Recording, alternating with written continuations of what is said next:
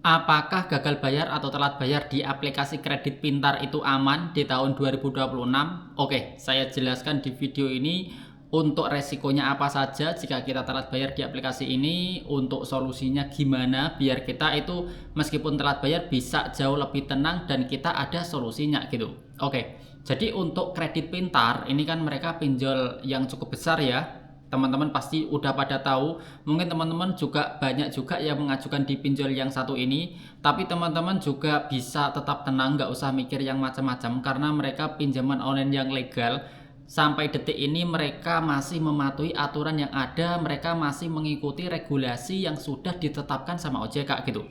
Jadi ini juga seharusnya bikin teman-teman yang telat bayar itu bisa jauh-jauh lebih tenang. Nah, yang kedua, kalau misalnya telat bayar di aplikasi kredit pintar, yang pasti mereka melakukan penagihan gitu. Tapi juga teman-teman nggak usah terlalu khawatir, penagihan yang mereka lakukan itu juga mentaati aturan yang ada gitu. Kayak misalnya etika penagihan, tata cara penagihan, itu semuanya mereka mentaati aturan yang ada gitu. Jadi nggak ada istilahnya itu mengkasari nasabah, menekan nasabah, bikin nasabah itu merasa terpojokkan, itu mereka nggak bakal ngelakuin kayak gitu gitu.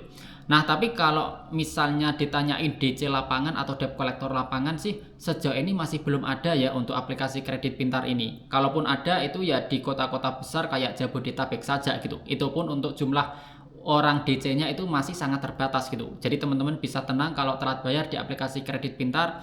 Dari segi DC lapangan kecil kemungkinan datangi DC lapangan apalagi di luar Jabodetabek. Selanjutnya kalau masalah sebar data juga aman sejauh ini. Kalau misalnya telat bayar di aplikasi kredit pintar, data kita ya dijaga, nggak bakal privasi kita itu disebarluaskan, dipermalukan di sosial media, itu ya nggak bakal kayak gitu gitu. Karena ini pinjol legal, tentunya mereka nggak bakal ngelakuin kayak gitu. Karena kalau mereka melanggar aturan, mereka bisa dilaporkan sama nasabah dan pihak OJK juga bisa mengambil tindakan tegas atas perbuatan mereka gitu. Bahkan izinnya bisa dicabut sesegera mungkin gitu.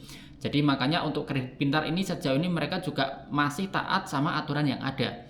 Dan untuk masalah slik OJK ya memang tetap masuk ya, kalau telat bayar di aplikasi kredit pintar memang tetap masuk. Jadi kalau nyangkut di slik OJK biasanya sih kita bakal sulit untuk dikasih pinjaman di pinjol yang lain atau di layanan perbankan, itu bakal sulit gitu. Jadi ini juga perlu teman-teman pahami biar teman-teman itu nggak kaget kalau tiba-tiba ngecek di slik OJK kok ditandai statusnya jadi merah karena pernah gagal bayar, itu ya biar nggak kaget gitu.